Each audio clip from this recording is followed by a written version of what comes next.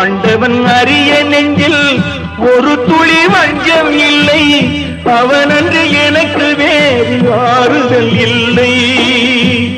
மனிதனம்மா மயங்குகிறேன், தவறுக்கு துணிந்த மனிதன் அழுவதில்லையே, தவறியும் வானம் மண்ணில் விழுவதில்லையே.